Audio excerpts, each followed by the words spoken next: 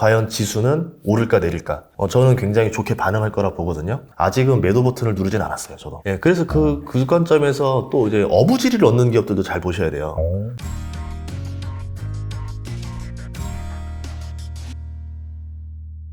네, 전인구 대표님 모셨습니다. 안녕하세요. 네, 안녕하세요. 오랜만입니다. 네, 예. 오랜만입니다. 저희가 작년 한 이맘때였던 것 같아요. 그때 이제 그쵸. 특집으로 해가지고 질문 받아가지고 예. 막 서로 이제 막 얘기하면서 예, 그때 그런 방송을 한번 찍었었고, 그리고 나서 이제 카카오에서는 프로젝트 했었죠. 그렇죠. 그리고 음이 네. 서비스가 사라졌죠, 지금. 모르겠어요. 저 연락 받았어요. 이제 음을 네. 그동안 시청해주셔서 감사합니다. 이래가지고. 그렇구나. 예. 아쉽네요. 아쉽습니다. 네. 야심차게 준비해봤는데, 그래도 아마, 그런 게 있었어? 라고 생각하시는 분들이 많을 것 같아요. 아무튼 이제 그렇게 저희가 이제 또 인연을 맺고, 자, 이번에 다시 한번 모셨습니다. 모셔가지고, 최근에 이제 워낙 시장 상황이 좋지 않다 보니까 또 이렇게 지혜를 구하는 그런 시간을 가져보도록 하겠습니다. 예, 고맙습니다. 네. 이게 뭐, 자이언트 스텝, 뭐, 빅 스텝이라고 하면서, 원래는 한 작년 때까지만 하더라도 연준이 그렇게 강하게 긴축을 할 것이라는 생각이 별로 없었는데, 아무도 못했죠. 그렇죠. 네. 올해 들어서 뭐 러시아 이슈도 있었고 네. 여러 가지 이슈가 겹치면서 갑작스럽게 뭐 0.75% 인상을 한다. 예. 뭐 그런 말까지 나왔었다가 예. 5월 FOMC가 열렸었죠. 근데 거기에서는 사실 그냥 0.5%만 인상할게라고 말을 했었어요. 네. 근데 시장이 갑자기 그 이후에 확 빠져버렸습니다. 그래서 그 이유가 무엇인지 좀 궁금하긴 하거든요. 이 시장에서는 그냥 제 생각에 이제 경기를 일으킨 것 같아요. 그러니까 제가 봤을 때는 이게 우리가 금리 인상 때문이다라고 생각하는데, 실질적으로 금리 인상은 뒤에 나오는 이제 후행성 어떤 조치인 거고, 그 근저에 있는 이제 인플레가 문제가 된 거죠. 그러면 그 인플레는 옛날에도 그랬고 지금도 그렇고, 그냥 인플레가 뭐가 문제냐라고 하는데, 또 그 근저에 뭐가 문제가 있냐면은 경기가 버텨주질 못하는 거예요. 지표들이 옛날에는 확실히 좋았어요. 경제 지표들 말씀하시는 뭐 거죠? 고용이나 네. 소비나 이게 확실히 좋으면서 물가가 좀 과하다 보니까 경제도 좋아지는데 물가가 그거보단 좀 더 과하게 진행되네라고 하면서 사람들이 약간 의심을 하기 시작했죠. 그럼에도 불구하고 계속 주가는 올라갔습니다. 그래서 나스닥 고점이 작년 10월 달이었었나? 11월쯤에 이제 고점을 갔잖아요. 네. 그때가 그런 상황이었었는데, 그때 이후로 이제 올해부터 약간 좀 달라지는 게, 이상한데 지표가 조금 상태가 약간은 좀 그렇게 좋아 보이진 않는 거예요. 그럼 금리를 여기서 얹었을 때는 보통 이제 뭐 고용이나 이제 소비 지표가 조금씩 떨어지게 됩니다. 그러면 물가도 죽어가면서 다 같이 떨어지게 되는 형태인데, 보니까 물가는 생각보다 안 죽는 것 같고, 고용이나 소비 지표들만 조금씩 떨어져 나가는 게 보이는 거죠. 그래서 뭐 이제 오늘 뭐 날짜 기준으로 이제 CPI가 발표가 날 건데, 네네. 이 CPI에 따라서 좀 달라질 것 같기도 하고요. 이제 그 외에 나올 이제 앞으로 고용 지표, 소비 지표가 견뎌주느냐 안 견뎌주느냐에 따라 달라질 것 같아요. 그러니까 뭐 쉽게 이야기하자고 하면은 내가 이제 헬스 대회를 나가는 거예요. 몸짱 대회를 나가는데 PT 코치를 붙였어요. 이제 이런데 시간이 이제 일종의 보면 물가입니다. 물가 인상 속도가 점점 빨라지면은 대회 날짜가 점점 앞당겨지는 거예요. 그러면 저는 어떻게 해야 되냐면 빨리 근육을 키우고 역기 무게를 얹어가지고 저는 이제 빨리 훈련을 해야 됩니다. 근데 이 역기 무게가 금리예요. 그러면 저는 근육이 붙은 만큼 금리를 얹어주면서 이제 그 PT 코치가 다 해주는 대로 진행을 해야 되는데, 이 PT 코치가 파월입니다. 이제 이러는 거죠. 지금 물가가 너무 빨리 뛰니까 근육이 좀 덜 붙었지만 역기를 2개 얹읍시다. 그게 빅스텝이에요. 근데 우리가 다 그 정도까지 예상했어요. 네네. 대회 일정이 자꾸 짧아지니까. 네. 근데 생각해봤더니 요새 보니까 아닌 거예요. 물가가 죽질 않아요. 자꾸 대회 날짜가 점점 빨라집니다. 안 되겠습니다. 이제 역기 3개 얹읍시다. 그러면 근육이 그 속도로 빨리 붙어줘야 되겠죠. 그러니까 뭐 고용이나 소비가 활발하다 그러면은 그 금리 인상에도 견딜 겁니다. 기업들 수익이 문제가 없을 건데, 이제 상태가 그 질이 점점 나빠지기 시작했어요. 그러니까 수치상으로는 뭐 그냥 그럭저럭인데, 이상하다. 좀 옛날 같은 그런 강한 느낌이 안 나오는 거죠. 최근에 나오는 거 뭐 이제 실업 청구수당 건수도 20만 언더에서 계속 있었다가 이제는 딱 20만 채웠거든요. 이제 아마 이번 주 목요일이나 또 다음 주 나올 때쯤 보면은 이게 이제 20만 위로 오버가 되는 순간은 더 흔들릴 수 있다 보는 거죠. 그럼 지금 월가 입장에서는 이게 안 좋아질 것 같다라고 이제 예상하는 쪽이 많은 것 같아요. 그러면서 미리 좀 어느 정도 투매 현상이 나온 게 아닌가 이렇게 볼 수 있습니다. 결과적으로는 약간 그런 것들을 감당할 수 있을 만한 경제, 경기 체력 이런 것들에 대한 의구심이 계속 있는 상황에서 뭐 이렇게 아무래도 좀 계속해서 방금 말씀하신 예. 이 코치가 계속해서 무게를 치다 예. 보니까 그런 일이 발생을 했다 이렇게 볼 수가 예. 있겠네요. 그래서 저는 이제 증시에서 제일 먼저 보는 게 경기 체력이 좋냐 안 좋냐를 먼저 보는 거예요. 파월도 맨날 할 때마다 고용이 좋다, 뭐 소비가 좋다, 우리 미국 경제는 튼튼하다 이런 말을 먼저 하는 이유가 네. 그것만 좋다라고 하면은 뭐 인플레든 금리 인상이든 이거는 부차적인 이유가 되는 건데 이 근저가 흔들리니까 지금 나머지들도 지금 이제 뭔가 지표들이 당황하는 거죠. 알겠습니다. 사실 올해 진짜 초반 하더라도 인플레에 대한 우려가 그렇게 크지 않았거든요. 예. 약간 피크아웃을 찍었다라는 생각을 했었는데 돌발 사태가 예. 러시아와 우크라이나의 전쟁 예. 이것도 사실 그 초반에는 많은 전문가들이 공격 안 할 것이다 그런 컨센서스가 더 많았어요. 예. 그리고 막상 전쟁이 일어난 후에도 빨리 끝날 것이다. 금방 러시아가 쳐들어가서 일주일 만에 끝날 것이다 라고 했는데 지금 촬영을 하는 이 순간에도 계속해서 이어지고 있잖아요. 예. 이게 사실 그 인플레를 훨씬 더 장기화시킨 그런 요인이라고 볼 수가 있는데 여기에도 엎친 데 덮친 격으로 중국 도시 봉쇄 예. 이런 까지 겹치다 보니까 더 장기화되는 그런 스탠스란 말이에요. 그래서 이 인플레가 과연 그 잡힐 수 있을지 여기에 따라서 또 이 연준의 또 그런 그쵸. 강한 긴축 스탠스가 또 이어질 수 있는 거잖아요. 어떻게 보십니까 이거? 인플레는 잡힌다라고 봐요, 저도. 아, 네, 뭐, 네. 그 연준의 의원들도 그렇고, 네. 다들 하는 말이 인플레가 일시적이다, 잡힐 거다라고 하는데, 다들 그 말은 안 합니다. 언제쯤 잡힐 겁니다라는 말을 안 해요. 다들 몰라서 그런가? 모르는 거죠. 그러니까 이건 거예요. 네. 이게 다 요소들을 하나하나씩 보면은, 러시아랑 우크라이나가 전쟁을 하긴 하지만 소강 상태로 들어갔고, 그리고 이 전쟁을 영원히 할 수 있는 상태는 아닙니다. 그렇죠. 둘 다 뭐 체력이 좋진 않아요. 근데 우리 뭐 아시아 관점에서는 그렇게 볼 수 있겠지만 러시아 관점은 달라요. 러시아는 여태까지 전쟁을 이겼던 역사를 보면은 무한 버티기 모드, 그러니까 장기전에서 승리를 거둔 경우가 되게 많습니다. 아, 그러네요, 생각해보니까. 예, 지독한 소모전. 그러니까 이제 어떻게 보면 국력이 너무 피폐해질 정도까지의 소모전을 펼쳤는데 오히려 러시아는 버티고 다른 나라들이 이제 그게 이제 결국 버티지 못하면서 무너진 사례가 많았거든요. 대표적으로 2차 대전도 보면은 독일이랑 러시아가 붙었는데, 그때 러시아였죠? 네. 예, 근데 붙었는데, 소련이었죠. 네. 예, 붙었는데, 전사자는 소련이 훨씬 많았어요. 근데 독일이 졌어요. 이제 우리말로 지금 물량전에서 밀려버리는 거죠. 아. 예, 그러니까 러시아 같은 경우는 이 정신력이나 이 버티는 거에 너무 이제 특화되어 있는 예, 이제 그런 상태인 거고, 우리 관점에서는 전혀 이해가 안 가는 관점인 거죠. 그래서 이제 저도 이제 전쟁 역사 전문가분들한테 이제 이야기를 들어보면은 이거는 러시아가 오래 갔을 때 오히려 자기들이 유리해질 거다. 그래서 장기전을 굉장히 유도할 것이다 라고 보는 것 같아요. 그래서 이거는 조금 시간이 걸리지 않을까라고 보고 있고요. 네네. 중국의 이제 봉쇄 이유는 아직까지도 미스테리인 건 있어요. 왜 꼭 그렇게 해야 될까? WHO에서도 그렇게 하지 말라고, 맞아요, 봉쇄 맞아요. 방식 그렇게 하지 말라고 해서 좀 조언을 해주는데, 이렇게 하는 이유가 뭔가 플러스적인 다른 요소가 있는 게 아닌가라고 생각을 하긴 합니다. 그래서 예상보다 길어진 거고, 근데 이렇다 하더라도 이 이유도 영원히 갈 이슈는 아니에요. 그럼 다 보면은 이유들이 다 하나씩 결국은 다 오래 갈 이슈들은 아니라는 거죠. 다만 이제 언제쯤 끝난다라는 건 장담을 못 하는 거고, 그럼 이게 끝났을 때, 인플레가 끝났을 때, 그러면 그때 이제 사람들이 다시 소비 여력이라던가 뭐 이런 것들이 늘어날 건데, 여기에 이제 엔데믹이라는 요소가 더해져야 됩니다. 이제 엔데믹이 더해지면 보복 소비가 발생하면서 인플레가 꺾이는 지표가 두 개가 동시에 떴을 때 과연 지수는 오를까 내릴까? 저는 굉장히 좋게 반응할 거라 보거든요. 아, 긍정적인 쪽으로. 네, 긍정적인 쪽이죠. 다만 이제 그 알지 못하기 때문에, 그래서 저도 뭐 어떻게 보면 영원할 거다라고 그러면 당연히 주식을 팔아야 되겠죠. 근데 저도 이런 이슈가 터졌지만, 이거는 그래도 언젠간 해결될 문제라고 하면 지금은 팔 때는 아니다 싶어서 아직은 매도 버튼을 누르진 않았어요, 저도. 네.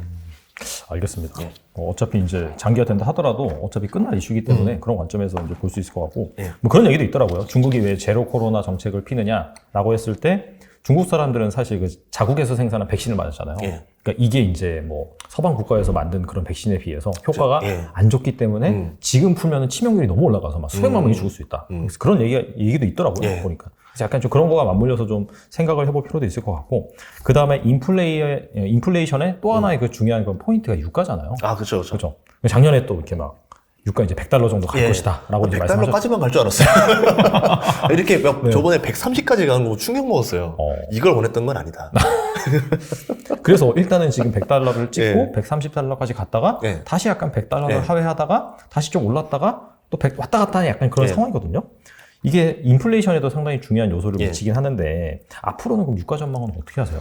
우선 국제 역학 관계를 계산해 보면은 100달러를 유지할 가능성이 굉장히 높을 것 같아요. 뭐 제가 생각하는 가장 베스트는 80에서 100달러를 계속 유지하는 게 제일 베스트라 보거든요. 원래 100달러 넘어가면 이게 물가를 계속 건드리기 때문에 좋지 않다라 보는데, 근데 이거를 떨어뜨릴 방법이 별로 없습니다, 지금. 오펙이 증산을 해주면은 한 번에 끝나버립니다. 그러니까 예를 들어 바이든이 전화를 해서 네. 오펙 사우디에서 오케이 알겠다 증산을 하겠다 이렇게 해주면은 나머지 국가들도 같이 증산을 하면서 순식간에 이제 유가를 떨어뜨릴 수가 있어요. 근데 해주기 싫은 거예요. 지금 미국이랑 별 사이가 안 좋나요? 바이든과 정치적으로 이제 숙적입니다. 그래요? 예전에 이제 그 사우디 빈살만이 지금 실권자인데 그 자기 형들을 숙청하고 제거할 때 네. 이게 조금 좀 불법적이었잖아요. 그렇죠. 근데 이게 민감한 주제이기 때문에 그때 이제 트럼프 당시 때 이렇게 날아갔을 때 하니까 그 이야기 하지 말라. 이제 이래서 그럼 트럼프가 그럼 미국 무기 좀 사가라. 그랬더니 무기를 사줬어요. 그런 식으로 트럼프 때는 그냥 이제 어떻게든 저게 약점을 아니까 그 약점을 활용해서 이제 미국의 어떤 무역을 위해서 이렇게 썼습니다. 근데 바이든은 그 이제 가자마자 대사관이 그 문제부터 지적을 하는 거예요, 바로.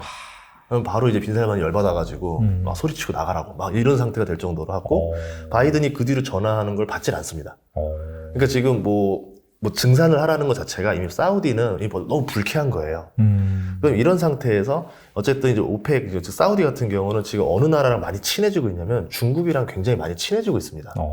그러니까 이제 미국이 좀 노선을 바꿔야 되는데 정치적으로 앙금이 생긴 상태에서는 일반적으로 잘 해결이 안 되는 모습을 보여줘서 이게 이쪽은 쉽지 않을 거다라 보는 거고, 그럼 바이든 입장에서는 셰일 오일을 더 증산시켜 버려야 되는데 지금 최근에 그러려고 노력을 좀 하는 것 같아요. 그런데 셰일 업체들이 별로 움직이질 않습니다, 생각보다.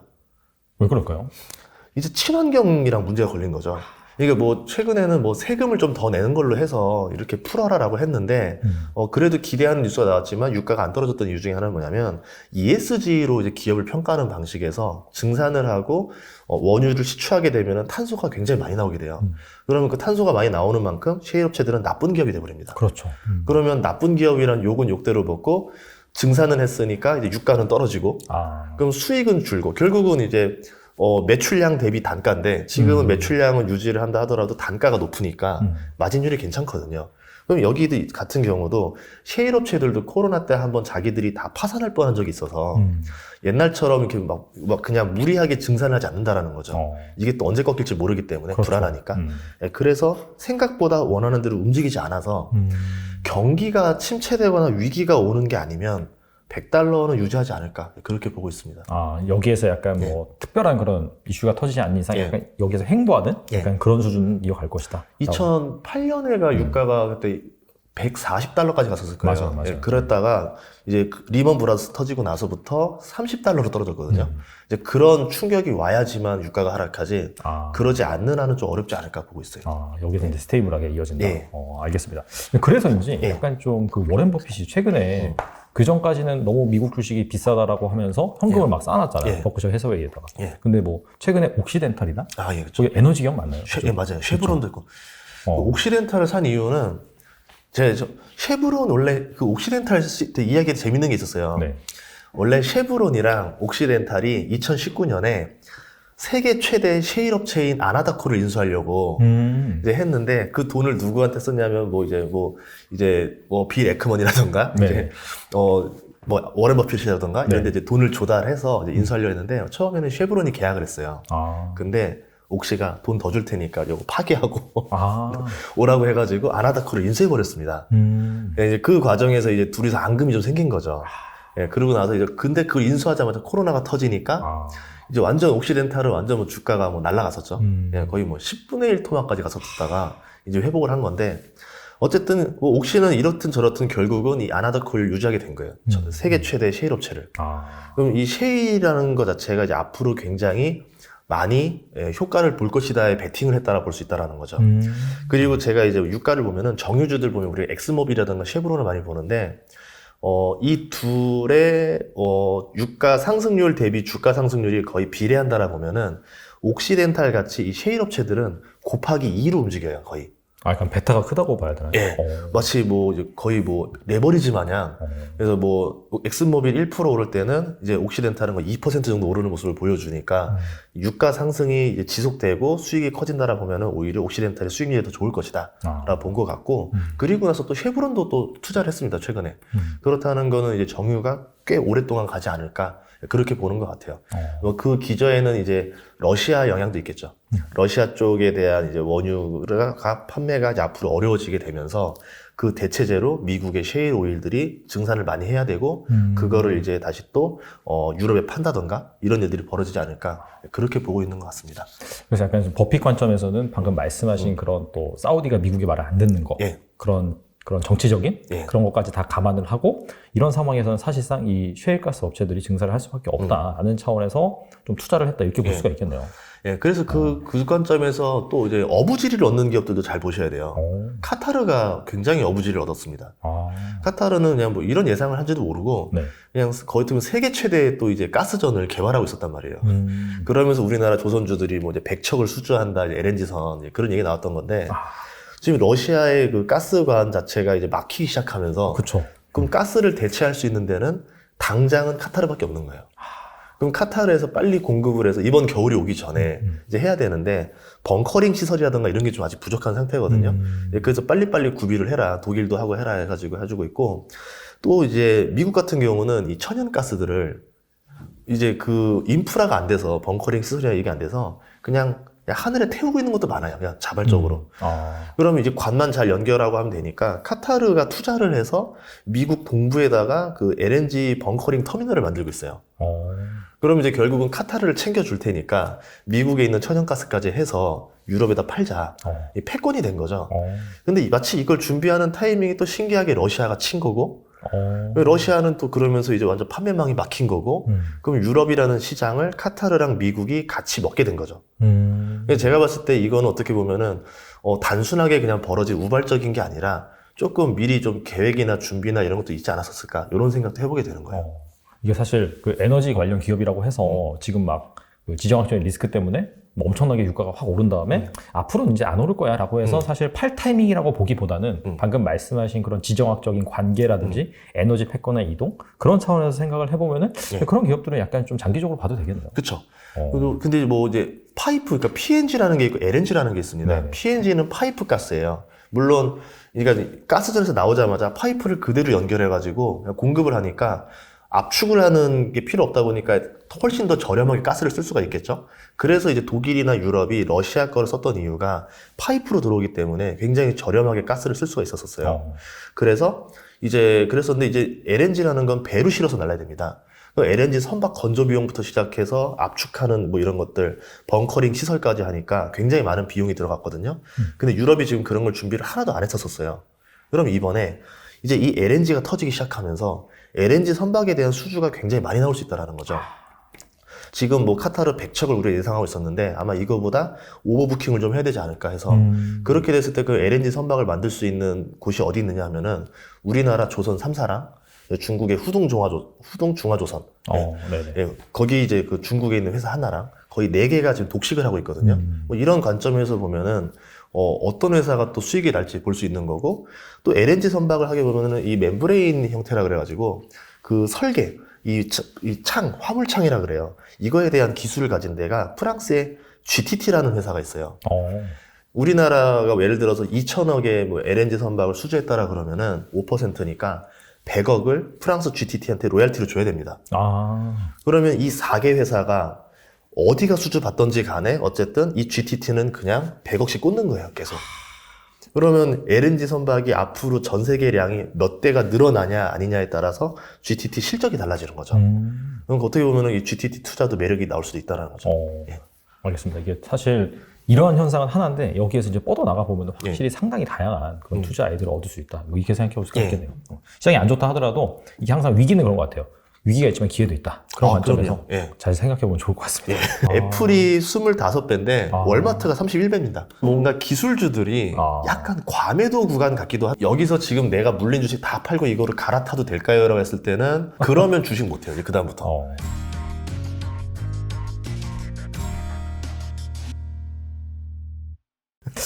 그럼에도 불구하고 좀 최근 시장이 안 좋잖아요. 안 좋죠. 그리고 이게 사실 코스피 지수가 오르기 위해서는 네. 역사적으로 봤을 때는 외국인이 돌아와서 사줘야 되거든요. 근데 지금 환율이 아시다시피 네. 거의 뭐 1,300원을 뚫을 기세입니다. 그래서 이거 환율 언제쯤 안정화될 수 있을까요? 제가 생각하는 원래 상단 밴드는 1200단이었었어요. 그러니까 일반적으로 네. 역사적으로 큰 변수가 없으면 1200 위를 돌파했다가 일시적으로 바로 내려왔거든요. 그러면 이 1200점에서는 위로 돌파하는 시간이 그렇게 길진 않을 것이다라 봤는데 길어졌죠. 예. 상당히 길어졌습니다. 1300까지 거의 가까이 갑니다. 어, 그거는 거의 코로나 때 준하는 정도의 위기가 왔다라는 거거든요. 그쵸. 예, 그렇게 되면서 이제 뭐 외국인 투자자들도 싹 빠져나간 거고, 우리가 생각해도, 이 정도면은 코스피 기업들 싼데 왜 나가지? 거의 뭐 환율이랑 연동되거든요. 네. 그러니까 우선 팔고 다음에 들어오자가 된 것 같아요. 그러면 저도 이거를 뭐 언제 하향될지 예상할 수는 없겠지만, 인플레가 꺾이는 시점일 것 같아요. 인플레가 꺾이면 금리 인상 속도가 현저히 둔화될 겁니다. 우리는 지금 베이비 스텝, 그러니까 빅스텝으로 0.5%를 올릴 거라 예상을 다 하고 있는데 만약에 인플레가 꺾이는 모습이 보이게 되면 그렇게 안 하겠죠. 아니면 이번까지만 하고 앞으로 당분간은 금리 인상 없을 것이다. 뭐 예를 들어서 파월이 그런 말을 하는 순간 이제 미국 달러 지수는 갑자기 급락하는 거고 이제 그럼 있던 돈들이 미국에 머물러 있던 돈들이 다시 신흥국으로 다시 뻗어나가는 거죠. 그러면 이제 신흥국 주가들이 굉장히 저렴한 상태가 됐어요. 뭐 중국이든 한국이든 뭐 지금 뭐 베트남이든 다 저렴해지면서 이제 그쪽으로 투자하려는 돈들이 쏟아질 거예요. 그러면 그때는 우리가 예상하지 못할 정도로 빠르게 급등이 나올 수도 있다라는 거죠. 그러면 아까 말한 대로 인플레는 언제 꺾일 것이냐? 아무도 몰라요. 그러니까 다들 우선 팔고 나와보자고 하거든요. 팔고 나왔다가 들어가자인데 그 타이밍을 아무도 모르기 때문에 저도 매도 버튼 안 눌렀다는 게 그런 거예요. 알았으면 저도 눌렀죠. 결과적으로는 인플레가 이제 꺾이는 게 중요하다. 예. 이제 그렇게 볼 수가 있겠고 예. 그런 차원에서 확실히 좀 인플레 관련 지표 지속적으로 나오는데 예. 그런 것들 잘 확인할 필요는 있겠네요. 예. 근데 지금 중국 지표가 오늘 오전에 나왔었는데 생각보다 좀 더 높게 나왔어요. 예측치보다. 맞아요. 네네. 예, 그러면은 이제 하나씩 풀어야 돼요. 뭐 예를 들어서 중국의 봉쇄는 언제 풀릴 것이냐? 이게 또 호재 1번인 거고요. 뭐 아니면 미국 같은 경우도 미국의 이제 지표들이 어떻게 떨어질 거냐? 유가가 어떻게 떨어질 거냐? 러시아 우크라 사태가 어떻게 해결될 거냐? 이제 코로나가 이제 어느 정도 다 종료될 거냐? 지금 뭐 확진자 전 세계 수치를 봤더니 중국 빼고는 다 이제 잠잠해졌습니다. 신흥국 나라들도 이제 옛날처럼 그렇게 안 하고 그냥 무비자로 관광을 이제 허가하는 나라들이 많이 늘어났거든요. 그런 것들을 봤을 때는 이제 어느 정도 좀 코로나가 한풀 꺾인 게 아닌가. 다만 이제 이번 가을에 또 다시 또 나타나게 되면은 또 어려워지게 되겠지만 그게 아니라고 하면은 점점 이제 남은 거는 우리가 기다려야 될 것들은 호재 지표밖에 없다. 이렇게 생각하고 있어요. 그렇다면 지금 상황에서 약간 좀 기존의 주식을 예. 뭐 대부분 그럴 것 같아요. 예. 보유하고 또 계셨던 분들은 팔 필요는 없다. 그쵸. 이거 지금 뭐냐면 아마 대부분 많이 물렸을 거예요. 지금. 근데 물린 주식 파는 게 너무 아까워요. 솔직히 말하면. 저도 물렸던 사람 중에서 옛날에 물린 주식은 잘 안 팝니다. 저는. 나중에 심리를 위해서라도. 대신에 이제 추가 매수는 좀 안 하는 거죠. 예, 뭐 비중 조절을 뭐 약간은 할 수 있겠지만 일반적으로 이때는 그냥 현금을 현금대로 쌓아두고 그냥 사놓은 거는 그대로 기다려보고 그러다가 이제 어느 정도 조금 사야겠다라는 생각이 들면 그때 좀 다시 사는 방법도 있고 아니면은 뭐 이것도 저것도 모르겠다 그러면 그냥 월급날마다 그냥 기계적으로 조금씩 사면 될 것 같아요.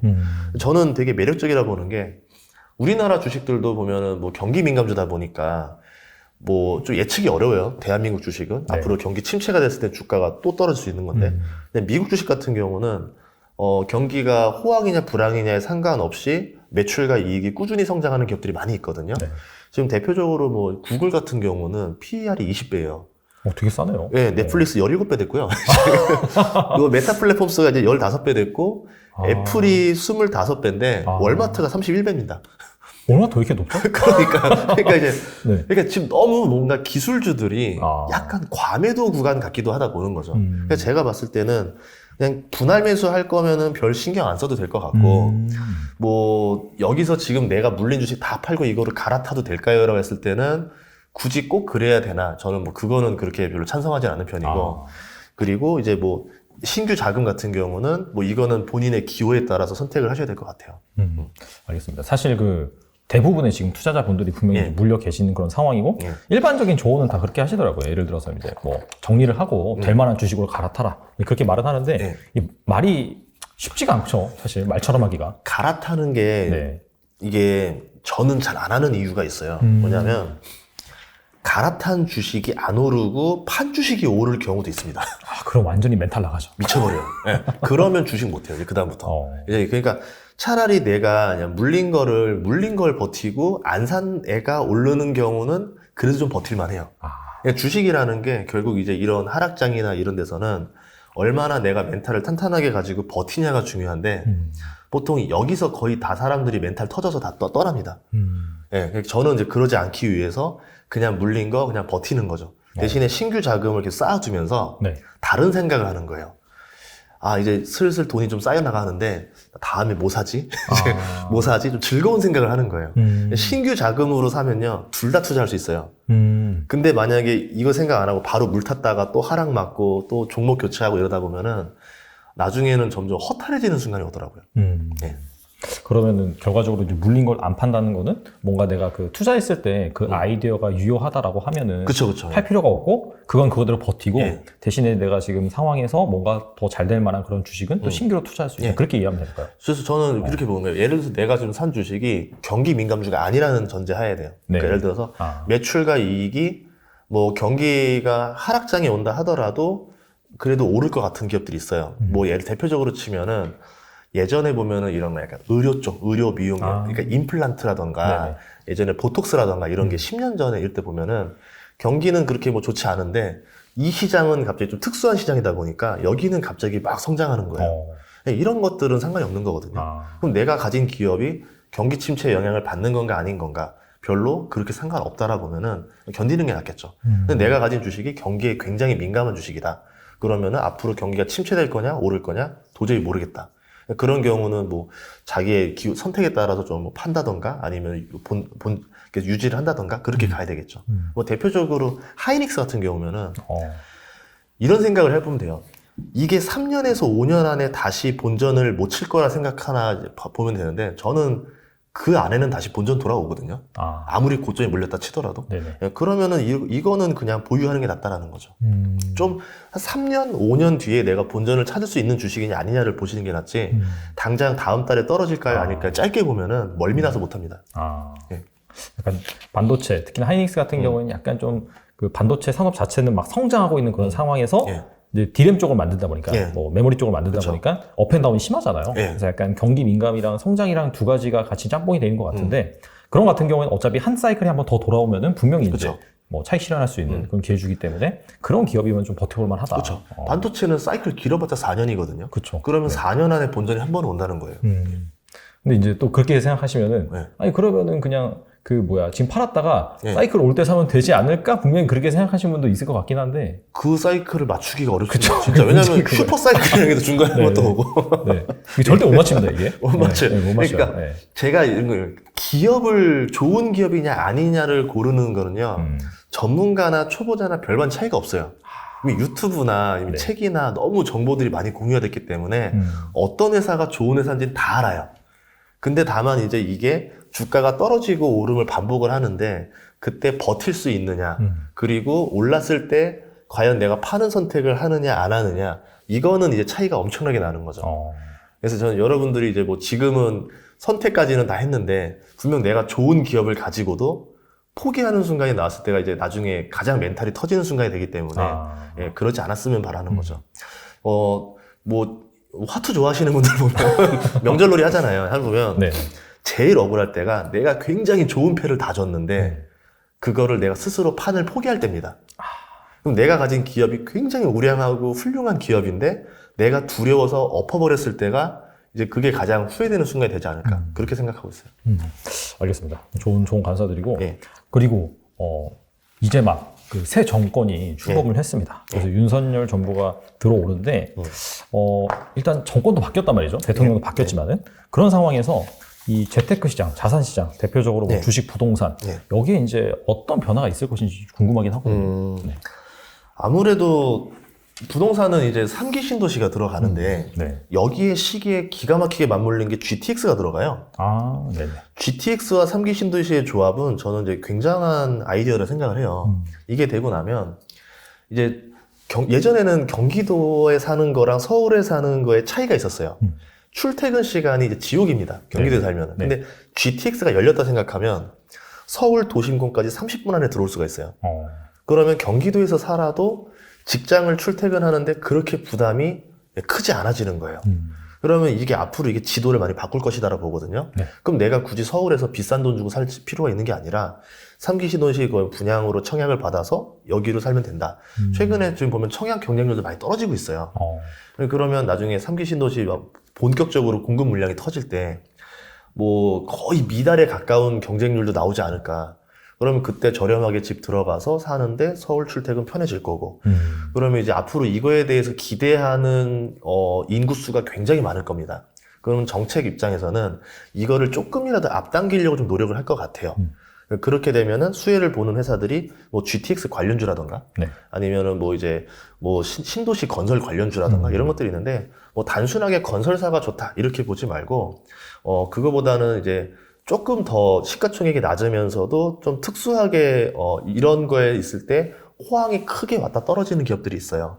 이런 기업들이 좀 약간 턴어라운드를 하면서 주가가 좀 많이 상승하지 않을까 이렇게 보고 있습니다. 알겠습니다. 예. 결과적으로 미국도 그렇고 우리나라도 그렇고 약간 좀 인프라라든지 좀 그쪽 관련된 쪽이 예. 좋아지는 그런 방향으로 간다 그렇게 볼 수 있겠네요. 그럴 수밖에 없죠. 왜냐하면 지금 경기를 살려야 되는 일도 됐기 때문에 이럴 경우에는 이제 국가가 좀 약간 인프라 공사에 좀 투자를 많이 해서 돈을 계속 많이 뿌리고 고용을 살리는 일을 해야 되거든요. 예. 알겠습니다. 지금까지 약간 좀 정책 관련, 매크로 환경 때문에 약간 좋아질 만한 그런 네. 거에 대해서 말씀해 주셨는데, 네. 또 개인 투자자가 네. 사실 뭐 그런 정책이라든지 뭐 정치적인 상황이라든지 그런 것들을 보면서 투자하기가 사실 쉽지는 않잖아요. 그렇죠. 가장 좀 만만하다고 보긴 그렇지만은 그래도 이제 투자와 연결해 볼 수 있는 것이 일상생활 속 투자 아이디어 이런 거 있어요. 그렇죠, 그렇죠. 예. 또 그런 것도 잘 하시는 거 유명하시니까 좀 그런 거 발굴 사례라든지 예. 그런 거 말씀해 주시면서 좀 그럴까요? 팁을 주시면 좋을 것 같아요. 네. 뭐 정말 진짜 우연한 일로 했는데 예전에 제가 이제 쉐어하우스 때문에 인테리어를 하면서 그냥 제 이야기들을 하면 인테리어를 하다 보니까 그 주방 환기, 그 주방 팬 환기라고 하죠. 그 후드라고 하죠. 그렇죠, 그렇죠. 예, 렌즈 후드. 이거를 보다 보니까 죄다 하츠 건 거예요. 아, 유명하죠. 하치가. 왜 하츠 거지? 이러고 하는 저는 외국 건 줄 알았어요. 아. 제가 이제 그걸 사가지고 시공을 해보면서도 그때 가격이 5천 원이었습니다. 렌즈 후드를 사서 제가 달면. 되게 싸다. 이러면서 이렇게 하다 보니까 다 하츠인 이유를 이제 이해가 되더라고요. 그러다가 이제 건설 물량이 크게 터지는 걸 보더니, 하츠라는 회사가 우리나라 회사였구나. 예, 그때 알게 됐고, 그때 주가가 또 이제 확 올라가죠. 물량이 늘어나니까. 네. 하츠라는 회사는 이제 뭐 우리는 B2C로 생각하지만 보통 B2B입니다. 아파트 보통 지을 때 우리 렌즈 후드 한번 들어가면 잘 안 바꿔요. 그러면 아파트를 초반에 공급 물량 쫙 찍어낼 때 이제 하츠 이런 것들이 잘 팔리거든요. 그럼 이 회사가 회사가 어디냐? 벽산건설이에요. 그러니까 이제 건설을 회사가 만드는 또 자회사고 이러다 보니까 이 B2B 쪽에서는 특화돼서 정말 일을 잘합니다. 그래서 우리가 많이 본 게 아닐까 이렇게 싶었던 거죠. 그래서 뭐 경쟁률도 보면은 뭐 경쟁사도 있다라고 하지만 이쪽 입장에서 굉장히 괜찮은 회사여가지고 이걸 봤었던 거고, 그때 또 제가 이제 그 당시 때가 리모델링 붐이 좀 많이 불어서 그 샤시를 많이 바꿨었어요. 네. 이 샤시를 보다 보니까 한화 LNC 뭐라던가 뭐 이제 LG 하우시스라던가 그리고 이건 창호께 되게 많이 유행했었거든요. 네. 그래서 이건 창호 회사 괜찮다. 그랬는데 이 회사가 현대 홈쇼핑으로 팔렸습니다. 그래서 현대 홈쇼핑이라는 회사가 뭐 홈쇼핑 회사인 줄 알겠지만 상당 부분의 매출 비중이 창호에서도 나와요. 근데 이게 또 건자재까지 붙이고 현대백화점이랑 이제 어우러져서 아마 현대백화점 전략을 봤더니 정말 한섬인가요? 그 보니까 인수한 회사의 브랜드 가치를 올려서 단가를 올려버려요. 그래가지고 고급화 전략을 해서 이제 하다 보니까 마진율이 올라갑니다. 그럼 앞으로 이제 건설 호황, 다시 리모델링 호황이 오게 된다고 하면은 현대홈쇼핑도 좋아지지 않을까. 이렇게 역으로 한번 생각해 봤었어요. 그것도 있었고, 그리고 저는 또 이제 변기를 이렇게 그 화장실 남자분들 보면은 소변기에서 할 일이 없거든요. 그쵸, 뭐, 할 일. 그럼 상표 보고 있거든요. 어디 거지 이런 거 보고 있는데. 할 일을 생각을 안 해봤어요, 네. 제가. 아메리칸 스탠다드라. 아니면 이제 대림 바스. 맞아요. 네, 그래서 대림 BNC, 비엔코 그 회사가 있는데 네. 거기도 시가총액이 되게 낮은데 굉장히 그쪽 그 약간 변기 독일유에서는 또 많이 이렇게 하고 있더라고요. 이런 거 보면서 와, 이 기업도 되게 또 점유율이 높은 기업이네 이런 본 거죠. 그러니까 좀 리모델링 하다가도 이런 것들을 보면서 이런 기업 괜찮네라 본 거고, 페인트도 이런 거 하다 보니까 페인트는 개인적으로 요 회사 게 좀 더 나은 것 같다. 실제로 그 국내 회사도 페인트 회사 많은데 그거보다 이제 미국에 회사가 페인트 회사가 하나 유명한 게 하나 있어요. 그 갑자기 이름이 기억이 안 나는데 리모델링 하시는 분들, 인테리어 하시는 분들은 그 특정 벤자민 무어. 예, 그 페인트 회사 거 많이 쓰거든요. 예, 그럼 앞으로 이제 건설 호황, 특히 미국 같은 경우는 목조주택이다 보니까 내가 사서 페인트 칠을 꾸준히 해줘야 됩니다. 그럼 이랬을 때 벤자민 무어 쪽도 앞으로 수혜를 많이 볼 수 있겠구나. 이렇게 이제 생각을 해봤던 거죠. 이게 뭐 건설 관련해서만도 그랬었고, 뭐 대표적으로 이제 식품 회사들을 지금 되게 많이 좋아졌으니까 다시 한번 얘기를 하면, 제가 자주 가는 마트가 하나 있는데, 슈퍼마켓이 있는데, 3년 동안 거기 종업원분이 저한테 말을 한마디도 안 거셨던 분이었는데요. 모 카레를 딱 사니까, 갑자기 입이 딱 트이시면서, 이거 되게 맛있어요. 이거 먹어봐요. 너무 맛있어. 이러면서 저한테 막 칭찬을 하는 거예요. 저분이 3년 동안 저한테 말을 안 걸다 보니 저한테 말을 걸 정도로 이렇게 맛있었구나 했던 게, 그 전지현 씨가 광고하는 컬이 있죠. 이제 그거 보면서 요거 신기하다 이렇게 봤었던 게 하나 있었죠. 근데 지금 보면은 식품주들이 요새 예상보다 어닝이 잘 나고 있어요. 그래서 식품주를 다시 한번 관심 보면 좋을 것 같고, 제가 마트나 슈퍼 가면 맨날 체크하는 것 중에 하나가 그 가정간편식 매대에 어느 회사가 비중이 점점 늘고 있는지를 보고 있어요. 뭐 당연히 비비고 라인이 가장 많고요, 보통 일반적으로. 10년 전에는 동원 F&B 매대가 좀 많았었어요. 빨리 늘고 있었는데 최근 느껴지는 건 풀무원 쪽 매대 비율이 굉장히 빨리 늘어납니다. 그리고 풀무원 쪽 보면은 그냥 이건 뭐 저만의 기호인지 모르겠지만 이거 괜찮겠네라고 해서 이거 먹고 싶다라고 딱 집는 것들이 대부분 풀무원 거였었어요. 그래서 풀무원들이 고객의 입맛에 맞게 다양한 상품 라인업들을 갖추고 있구나. 그러면 이제 나중에 이게 어느 정도 가격이 오르고 나면은 수익성이 좀 날 수 있겠구나, 이렇게 봤던 것들이 있었죠. 거기에다가 이제 풀무원 같은 경우는 세계에서 두부를 가장 많이 파는 회사입니다.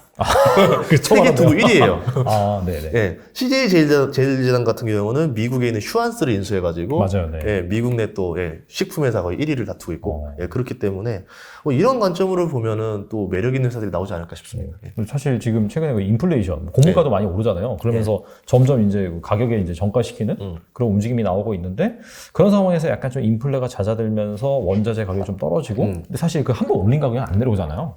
그렇죠. 그런 걸 좀 본다라고 하면은 방금 말씀하신 그런 아이디어가 잘 결부시켜서 이쪽에서 괜찮은 주식을 또 발굴할 수도 있겠네요. 그럼요.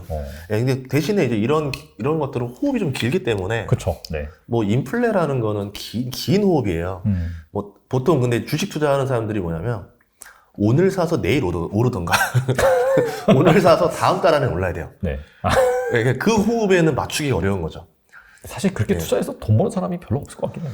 뭐 그렇게 해서 돈을 번다고 하면 제가 이제 배우고 싶죠. 정말 저도 그렇게 벌고 싶어요, 솔직히. 그러니까 투자하는 사람들 마음은 똑같아요. 오늘 사면 내가 매수 버튼 누르자마자 플러스로 나오면서 막 수익이 나야 직성이 풀리는 거거든요. 그렇죠. 그런데 해보다 보니까 그냥 세옹지마가 제일 좋더라, 이런 거죠. 오르면 올라서 좋고 떨어지면 또 언젠가 또 오르겠지, 뭐 이런 식으로 긍정적인 마인드로 그냥 오랫동안 유지하는 게 훨씬 낫지 않을까, 그렇게 생각합니다. 알겠습니다. 저도 사실 약간 슈퍼 심부름을 자주 하는 편인데, 가서 기계적으로 사오는 게 아니라 약간 이 매대 구성이 어떻게 바뀌는지 그런 것들을 좀 잘 살펴보면서 생활 속에서 괜찮은 종목을 발굴하는 그런 아이디어를 접목해보면 좋을 것 같습니다. 이 10년 주기가 20년마다 더 파동이 셉니다. 뭐 쿠즈네츠 파동이라고 하는데요. 뭐 사이클 상으로는 24년이 정점이 나옵니다. 이민으로 들어오는 사람들까지 가세를 하면서 주택수 부족 현상이 더 벌어지겠죠.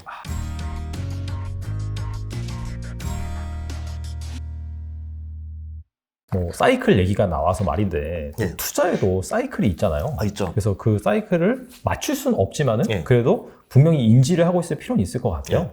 거기에 대해서 좀 말씀해 주시면 좋을 것 같아요. 4년, 10년, 17년 이게 있는데요. 아, 네. 보통 이제 키친 사이클이라 그래서 이제 주방 사이클이라 그래요. 네. 그래서 재고에 따라서 이제 사이클이 좋아졌다 나빠졌다라 하는데 일반적으로 반도체가 좀 그래요. 특히 메모리 반도체 같은 경우는 네. 생산을 한번 이제 확 늘려서 재고가 쫙 쌓였다가 줄었다 쌓였다 줄었다 하는데 올림픽 주기라고 하죠. 올림픽 때가 고점이다 보통. 아. 그래서 반도체나 가전은 올림픽 때 파는 게 맞다. 이제 뭐 이렇게 많이 표현을 해요. 그때가 이제 많이 수요가 발생해서 그런 거예요. 예, 디스플레이까지 해가지고. 네. 그래서 이때가 보통 하는데, 뭐 슈퍼 사이클에 또 있고, 또 산업의 자체가 변화가 됐잖아요. 과거처럼 뭐 올림픽 때만 가전 팔리고 이런 게 아니기 때문에, 이제 4년 사이클을 가지고 투자하기는 조금 어려웠다 보고, 대한민국 코스피에 잘 맞는 건 10년 사이클입니다. 38 광땡 전략이라고 있어요. 네네. 끝자리가 3인 해에는 보통 증시가 바닥이고요. 아, 그래요? 네. 끝자리가 7에서 8일 때가 가장 고점이에요. 오. 그래서 대한민국 주식은 그 마지막에 3자리가 들어가는 해 주식을 사고, 오. 7이나 8 들어갔을 때는 주식을 팔면은 네. 그 사이클이 가장 잘 맞는다가 이제 이건데, 오. 이제 그 10년 사이클인데, 이제 이거 설비 투자 사이클이에요. 아. 기업이 이제 설비를 다 우르르르 해가지고 치킨 게임 한번 들어가고 캐파 쫙 늘렸다가 다 같이 도산하고 이제 공급량이 줄었다가 다시 또 이제 호황이 오기 시작하면서 공급은 부족하고 수요는 터지고 그러니까 다시 또 설비 증설 또 하고 그러다 또 치킨 게임 한번 또 하고 이거 10년을 반복한다라고 하는데 이 10년 주기가 20년마다 더 파동이 셉니다. 예, 뭐 쿠즈네츠 파동이라고 하는데요. 네. 그래서 2007년에 파동이 굉장히 셌었어요. 그래서 2007년에 상승장이 굉장히 셌었고 2017년 상승장이 있긴 있었지만 그렇게 세진 않았습니다. 그렇죠. 약간 세미 상승장이었죠. 예, 네. 그럼 다음 가장 큰 또 상승장은 2027년을 보는 거죠. 근데 지금 또 기가 막히게 또 2022년 되니까 또 하락장이 또 이렇게 또 바닥이 왔어요. 네. 그러면 대략적으로 꼭 3에 맞출 필요는 없는 거고 네. 아, 이 정도면은 많이 하락한 것 같다. 그러면 2에서 3이잖아요. 네. 그럼 이때 4 모아서 이제 7, 8에 파는 전략을 쓸 수도 있다라는 거죠. 근데 뭐 저는 그거에 대해서 아 이게 무슨 소리예요라 하는데 이게 제가 만든 이론이 아니라 실제로 100년 주기를 이게 이게 해봤을 때 나온 이론들인 거고 저도 어이가 없어서 이제 백테스트를 해봤는데 잘 맞아요. 특히 코스피가 경기 민감주들이 많아가지고 맞아요. 네. 기가 막히게도 잘 맞아요. 그래서 저는 오히려 2나 3일 때는 이때 주식 떠나지 말고 뭐 한번 사 모았다가 7, 8일 때까지 한번 기다려보는 건 어떨까? 한번 그러고 나서 맞나 안 맞나를 확인해 보시면 어떨까? 그 좋을 것 같아요. 약간 장기적으로 접근한다라고 한다면 그런 사이클에 맞춰서 해보는 것도 괜찮을 것 같네요. 그리고 17년 주기는 건설 주기입니다. 네. 건설과 관련된 업종들이 좋아지는 시기인데 네. 이게 2007년이 정점이었었거든요. 그래서 2007년이 정점이었으니까 17을 더하면 2024년이 나와요. 그러네요. 네, 그러면은 건설주가 그러면 2024년에 정점을 찍어야 되는 상태인데 지금 보면 2022년인데 또 이제 설비 투자 사이클이 또 바닥을 치니까 좀 혼재되는 상태가 된 건 거죠. 그러니까 지금은 뭐 증시 분위기가 너무 쇼크다 보니까 단기적으로 하다 보니까 이제 어느 정도 바닥을 다 내려간 건데 이게 그래도 다시 한번 좀 좋지 않을까. 그러니까 부동산이라는 게 지금 뭐 미국도 그렇고 일본도 그렇고 전반적으로 계속 상승 추세였거든요. 이게 22년에 꺾이는 건지 아니면 24년까지 더 절정을 이룬 다음에 꺾일지는 모르겠지만 뭐 사이클 상으로는 24년이 정점이 나옵니다. 예, 그러면은 건설 관련 주식들은 오히려 지금이 더 낫지 않을까 이렇게 생각해봤던 거죠. 이게 확실히 지금 뭐 문재인 정부 당시에는 확실히 좀 규제하는 정책을 많이 썼잖아요. 예. 부동산 관련해가지고. 하지만 그게 이제 부작용을 낳으면서 오히려 이제 부동산 가격이 많이 올랐고, 물론 이제 글로벌 부동산 가격이 더 많이 오르긴 했죠. 그런 상황에서 이제 약간 좀 공급 정책 쪽으로 선회를 하면서 뭐 대통령 후보들의 공약도 사실 그러했고, 근데 그런 관점에서 본다면 확실히 좀 물량이 많이 나올 가능성이 있으니, 그렇죠. 그렇다면 건설 쪽이 확실히 괜찮아 보일 수 있다. 예. 그렇게 대신 이제, 또 네. 반대로 말하면 이제 그 3기 신도시 250만 채라든가 이런 게 네, 쏟아지고 난 다음부터는 건설업이 다시 또 불황이 오겠죠. 왜냐면 네. 그때 보통 이제 1기 신도시 짓고 나서 건설주들이 싹 내려갔었어요. 이제 집값도 싹 잡히고 왜냐하면 네네. 물량이 너무 많이 나오니까 집값이 뚝 떨어지는 거예요. 그 미국 같은 경우도 지금 집이 계속 모자라요. 모자르는 주택수가 점점 늘어나고 있어요. 어. 거기는 또 목조주택이라서 더 그런 것도 있고, 이제 거기에다가 이제 바이든이 해야 되는 정책이 하나 더 남았는데, 인플레이션을 잡기 위해서 이민 노동자들을 받아들이는 정책을 아마 붙일 겁니다. 이제 의회에다 붙일 건데, 그렇게 되면 이제 이민으로 들어오는 사람들까지 가세를 하면서 주택수 부족 현상이 더 벌어지겠죠. 그러니까 뭐 지금 뭐 한국도 그럴 수도 있겠지만 미국으로 봤을 때는 앞으로 한 2년 정도는 주택수가 더 모자르면서 부동산 경기에 좋지 않을까. 그렇게 이제 보고 있습니다. 확실히 한 2년 정도는 그 증시에서 약간 건설 관련된 주식들을 볼 필요도 있겠다. 예. 그렇게 볼 수 있겠네요. 그래서 좀 국내 증시보다는 미국 네. 건설주를 좀 더 많이 보고 있어요. 예를 들어서 뭐 캐터필러라던가 아니면은 뭐 그 관련된 산업들 뭐 아니면 뭐 밥캣이라던가 뭐 이런 것들도 다 미국과 관련된 것들이 많거든요. 아니면은 이제 홈디포라던가 이런 것들 보시는 게 좀 좋을 것 같아요. 확실히 그래서 그런지 최근에 증시를 보면은 약간 좀 그런 굴삭기 관련 그런 쪽이 좀 흡수되는 것 같긴 해요. 예. 버핏도 이번에 저거 샀잖아요. 그 타일 회사, 바닥 타일 회사, 미국에. 그러니까 집에 주택 수요가 가라앉게 되면 리모델링 수요라던가 타일 교체도 많아질 거니까 이런 건자재로 투자하는 경우도 많습니다. 알겠습니다. 그런 관점에서 약간 우리나라랑 미국이랑 좀 동조화되는 그런 측면도 있으니까 우리나라에서 그거와 관련된 주식도 한번 찾아보는 것도 괜찮을 것 같아요. 예. 우리나라 건자재 주식들이 시가총액 1,000억 정도 언저리인 게 되게 많아요. 맞아요. 네. 그럼 이런 기업들의 특징은 뭐냐면 애널리스트들이 조사를 안 합니다. 먹거리가 없기 때문에. 그렇죠. 예, 가봤자 거래량도 너무 적고 이러니까. 그럼 내가 돈은 적은데 돈을 많이 벌고 싶다 그러면은 애널리스트들이 건드리지 않는 것들을 보면 돼요. 컨센서스도 안 나와요. 컨센서스가 안 나오니까 사람들이 무서워서 투자도 잘 못하죠. 그럼 내가 따로 분석을 해서 나만의 컨센서스를 만들어내고 그렇게 이제 내가 확신을 갖고 투자하게 되면은 남들은 모르는 기업을 나만 혼자 알게 된 거고 먼저 저렴한 가격에 살 수 있게 되는 거겠죠. 나만의 스스로 애널리스트가 되보는 것도 괜찮을 것 같습니다. 알겠습니다. 약간 좀 투자 노하우 쪽으로 좀 제가 궁금한 부분이 있어서 여쭤보면은 사실 한 2030 세대 뭐 물론 이제 좋은 기업에 취업을 해서 뭐 이렇게 연봉을 많이 받으면 좋지만은 일반적으로 뭐 한 첫 직장 생활 한다라고 한다면 한 연봉 한 3천만 원? 그 정도 케이스가 좀 많은 것 같아요. 이런 분들이 완전히 진짜 사회 초년생이신데 뭐 집값은 사실 뭐 엄청나게 또 비싼 그런 상황이고 이 경제적 자유를 이루기 위해서 이 연봉 3천만 원을 가지고 어떻게 이 주식 투자를 해야 될지 그래야지 좀 장기적으로 좋을지 그 부분이 궁금합니다. 제가 처음 직장 구했을 때가 월급이 184만 원이었던 것 같아요. 2009년에 첫 직장 구해서 그때 184였는데 제가 이제 대학 때 벌던 돈이 550에서 600이었었거든요. 뭘 하셨길래? 이제 학원을 했었어요, 제가. 네, 그러다 보니까 공부방을 했었죠. 그러다가 이제 하니까 이 돈으로 사람이 어떻게 살지. 근데 진짜 5, 600 벌다가 180 벌면 그렇겠다. 진짜. 처음에 184를 벌었으면 그런 고민 안 했을 거예요. 그쵸, 맞아요. 근데 엄청난 수입을 찍다가 갑자기 4분의 1 토막을 찍고 나니까 절약을 우선 기본적으로 해야 된다라는 거를 생각했어요. 근데 절약을 한다고 하더라도 내가 한 달에 투자할 수 있는 금액은 생각보다 많지 않습니다. 진짜 한 184 벌면은 뭐 이제 뭐 재테크 강의나 이런 데서는 100만 원씩은 무조건 저축하시고 84로 사세요라 하는데 현실이 그렇지 않은 사람들이 훨씬 더 많아요. 뭐 자취를 한다던가 이런 거로 해서 50만 원 투자하기도 빡세요. 그럼 1년 모아야 600이에요. 그럼 이 돈으로 투자해봤자 이제 어느 세월에 이거 돈을 모을 수 있나 이제 좀 한탄하는 거죠. 그래서 제가 느낀 거는 매출을 늘려야 된다. 좀 본인이 좀 더 부가적인 수익을 낼 수 있도록 계속 뭔가를 만들어서 100이라도 더 얹으면 이야기가 달라집니다. 한 달에 150을 모으기 시작하는데 그러면 연간 1800을 모을 수가 있어요. 그렇죠. 그럼 갑자기 저축액이 남보다 3배속으로 올라가기 시작해요. 어쨌든 이 구조를 기본적으로 만들어 두시고 이제 투자를 바로 진행하세요. 근데 저희 매니저도 그렇고 가끔 보면은 이런 생각을 하고 있어요. 저는 아직 돈을 별로 못 모아서 뭐 투자 공부는 천천히 할 거다. 너무 답답한 거예요. 뭐 부동산도 천천히 할 거다 이러는데 그게 아니라 당장 지금부터 공부해라 이거죠. 부동산이라는 거를 너가 좋은 부동산을 찍을 수 있는 눈을 가지려고 아니면 또 주식 투자를 했을 때 충분히 이 기업이 좋은 기업이다 아니다를 파악할 수 있을 정도가 되려면 그래도 2년에서 3년 정도는 경험치를 쌓아야 되는데 뭐 돈 다 모은 다음에 갑자기 그때 다시 공부하면은 집값이 그대로 남아 있겠느냐 아니면 주식 가격이 그대로 남아 있겠느냐 기회가 또 바뀌어 버리거든요. 동시에 하라는 거죠.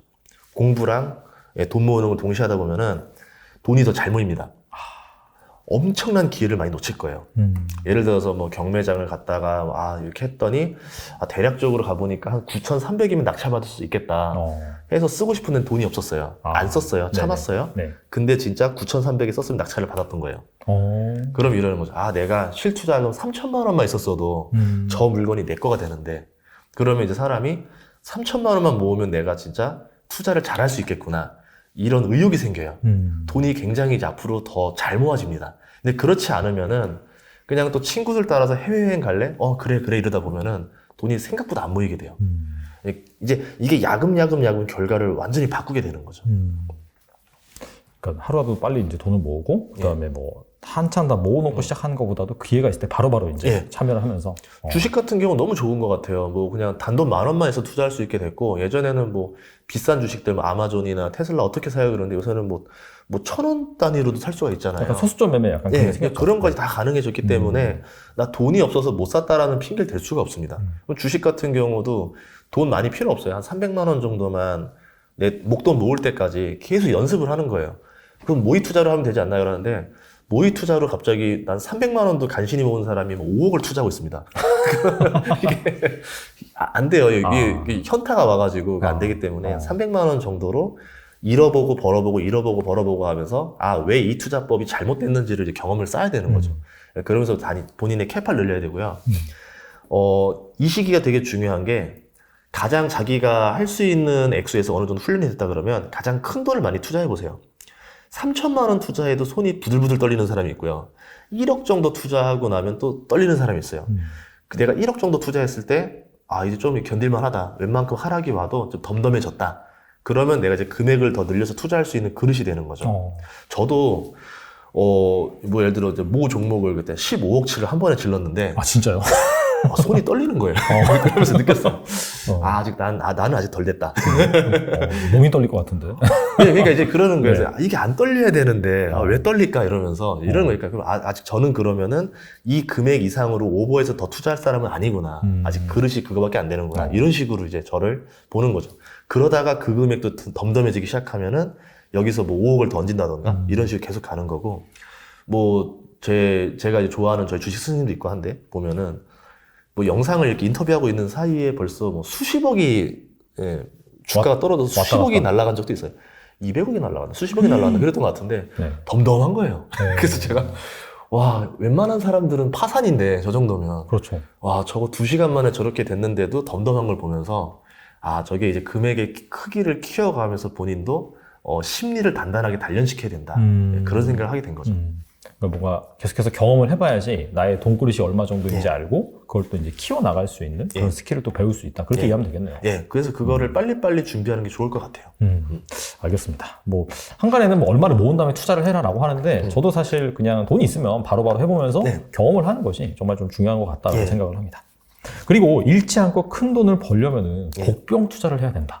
이런 말씀을 하셨는데 이게 무슨 의미인가요? 복병이라는 건 이거예요. 돈이 이 길목을 지나갈 수밖에 없다라는 것들이 있어요. 반드시 이 주식은 오른다.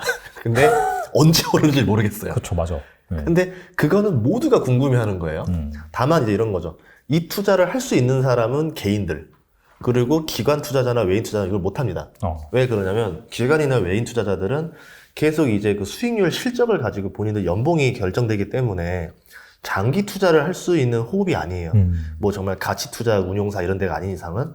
그러면 빨리 당장 오를 거에 돈이 쏠리기 때문에 아직 이게 오를 것 같겠지만 아직까지 뭐 기미가 보이지 않는다 그러면은 돈들이 들어오질 않습니다.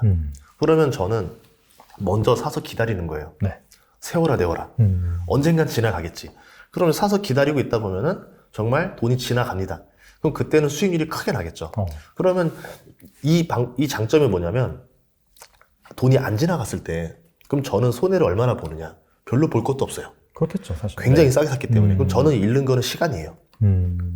금전적으로 손해 안 납니다. 근데 따라다니는 투자를 하면은 시간은 벌 수 있어요. 당장 지금 수급이 쏠리니까 여기가 팍 오를 것 같은데 대신에 돈도 되게 빠르게 잃을 수가 있어요. 시간을 얻고 돈을 잃을 수가 있기 때문에 오히려 지금 투자를 하시는 분들, 앞으로 직장 생활을 하면서 투자하셔야 되는 분들 입장에서는 오히려 내가 그냥 돈 모일 때마다 복병을 하나씩 심는 거죠. 뭐 다른 의미로 말하면 지뢰를 하나씩 심는 거예요. 여기 터지면 잭팟이다. 계속 걸려라 이러면서 이제 하나만 걸려라 이러면서 막 쫙 깔아놓는 거죠. 이런 투자를 하면 좀 낫지 않을까. 보통 부동산 투자하시는 분들이 그렇게 많이 해요. 네. 목돈 생기면 하나 사두고, 목돈 생기면 저 동네 하나 사두고, 그러다가 갑자기 여기 집값이 오르기 시작하면 또 팔아가지고 또 이제 하나 또 사고 또 사고 이러면서 개수를 계속 늘려나가거든요. 여러분들도 주식도 부동산 기법으로 투자하는 방법도 있으니까 그렇게 해보면 좋을 것 같아요. 개인 투자자들한테 특히나 이제 바쁜 직장인들한테 현실적으로 걸맞는 그런 투자가 아닐까 생각을 합니다. 네. 네.